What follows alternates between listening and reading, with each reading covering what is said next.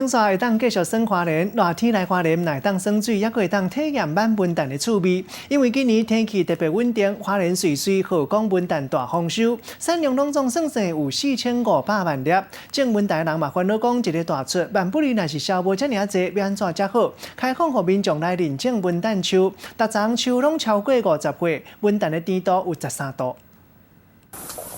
果子园的文旦树摆甲齐，抬头一个看。树尾顶头的文旦结甲粒类，好亲像会当去闻到文旦清芳的好滋味。因为今年柚仔的产量加真济，生甲2倒位，农民欢喜收成好，毋过佫烦恼讲卖袂出去，担是要如何是好咧？所以就决定开放，互民众通先来自文，冒规丛的文旦柚，体验这个农民的辛苦，采果的乐趣。每年我们已经吃好几年了，我们打算认购50颗。我现在种面积有700棵，三甲左右，认购到现在为止好像有10个。农民辛苦咧栽种，佮等大家来自文。花莲河港的文旦，以前的面积有800公顷，安尼通出产4500万粒的柚仔。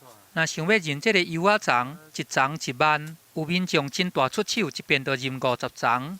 准备通伫8月半的时，好好甲述一下。也若遮个老丛的文旦，因的树龄拢超过50年啊，甜度有13度。种文旦树会当生2-5至300粒的文旦柚。平均每一位民众，要消耗我们的这个文旦，吃2粒才能够把我们的这个瑞穗文旦把它消耗完毕。那我们也鼓励所有的民众，多多来吃我们的这个文旦。即马种的技术一直咧提升，毋但互文旦会当提前来采收，甜度嘛加真悬。安尼农民就免烦恼讲销袂出去，民众嘛会当体验到一款满果子的乐畅。